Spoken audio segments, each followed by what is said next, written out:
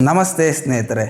ಪ್ರೀತಿ ಪ್ರೇಮ ಅಂತ ಮೋಸ ಹೋಗಿ ಎತ್ತವರಿಂದಲೂ ದೂರವಾದ ಒಬ್ಬ ಮಹಿಳೆ ಇಂದು ಎಲ್ಲ ಯುವಕರಿಗೆ ಸ್ಫೂರ್ತಿಯಾಗುವ ಹಾಗೆ ಬೆಳೆದು ನಿಂತಿದ್ದಾರೆ. ಅಂತಹ ಮಹಿಳೆಯ ಬಗ್ಗೆ ಇಂದು ನಾವು ತಿಳಿದುಕೊಳ್ಳೋಣ.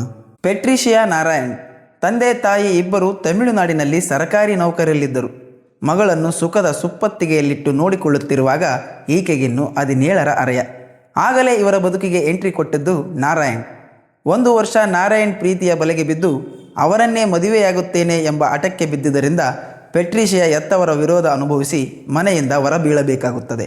ಹೀಗೆ ಮನೆಯಿಂದ ಹೊರಗೆ ಹೋದರೇನಂತೆ, ಪ್ರೀತಿಸಿದ ಜೀವ ಜೊತೆಗೆ ಇದೆಯಲ್ಲ ಎಂದುಕೊಳ್ಳುವಷ್ಟರಲ್ಲೇ ಪ್ರೇಕರ ನಾರಾಯಣ್ ಮದ್ಯ ಹಾಗೂ ಡ್ರಗ್ಸ್ ವ್ಯಸನಿ ಎನ್ನುವುದು ಗೊತ್ತಾಗುತ್ತದೆ. ಇನ್ನೇನು ಮೋಸ ಹೋದೆ ಎಂದು ಗೊತ್ತಾಗಿದ್ದು 18ರ ವಯಸ್ಸಿನಲ್ಲಿ. ಏನು ಮಾಡಬೇಕು ಎಂದು ಗೊತ್ತಾಗದೇ ಇದ್ದಾಗ ಇತ್ತ ಗಂಡನಿಂದ ಪ್ರೀತಿಯೂ ಇಲ್ಲ, ಇತ್ತ ಎತ್ತವರು ಹತ್ತಿರ ಸೇರಿಸಿಕೊಳ್ಳದೆ ಹೋದಾಗ ಬೇರೆ ದಾರಿ ಕಾಣದೆ ಬದುಕಿನ ಮತ್ತೊಂದು ಮುಗ್ಗಲಿಗೆ ಜಾರಿದರು. ಅದೇ ಮುಗ್ಗಲು ಇವರನ್ನು ಯಶಸ್ವಿ ವ್ಯಕ್ತಿಯನ್ನಾಗಿ ಮಾಡಿದೆ.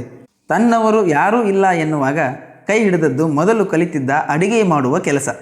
ಚೆನ್ನಾಗಿ ಅಡಿಗೆ ಮಾಡುವುದು ಗೊತ್ತಿದ್ದರಿಂದ ಮರೀನಾ ಬೀಚ್ ಬಳಿ ಮಿರ್ಚಿ ಬಜ್ಜಿ ಬೋಂಡಾ ಟೀ ಅಂಗಡಿ ಇಡುತ್ತಾರೆ. ಮೊದಲಿಗೆ ತಾವೇ ಎಲ್ಲವನ್ನು ನೋಡಿಕೊಂಡು ರೂಪಾಯಿ ಲೆಕ್ಕದಲ್ಲಿ ಲಾಭ ನೋಡುತ್ತಿರುವಾಗ ಹಂತವಾಗಿ ಮೇಲೆ ಬಂದು ಇಬ್ಬರು ಹುಡುಗರನ್ನು ಜೊತೆ ಮಾಡಿಕೊಂಡು ಉದ್ಯಮವನ್ನು ಮತ್ತಷ್ಟು ವಿಸ್ತಾರ ಮಾಡಿಕೊಳ್ಳುತ್ತಾರೆ. ಹೀಗಿರುವಾಗಲೇ ತಮಿಳುನಾಡು ಕೋಳೆಗೇರೆ ಅಭಿವೃದ್ಧಿ ಮಂಡಳಿಯಲ್ಲಿ ಕ್ಯಾಂಟೀನ್ ನಡೆಸುವ ಅವಕಾಶ ಒದಗಿ ಬರುತ್ತದೆ.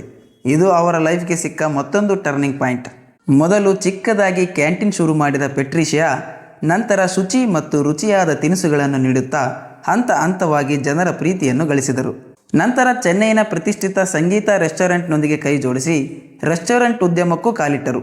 ಅಲ್ಲದೆ ದಿನವೂ ಸುಮಾರು 1000ಕ್ಕೂ ಅಧಿಕ ಮಕ್ಕಳಿಗೆ ಮಧ್ಯಾಹ್ನದ ಊಟ ತಲುಪಿಸುವ ಕೆಲಸವನ್ನೂ ಮಾಡುತ್ತಿದ್ದಾರೆ.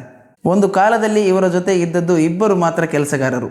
ಇಂದು ಅವರ ಸಂಖ್ಯೆ 200ಕ್ಕೆ ಏರಿದೆ.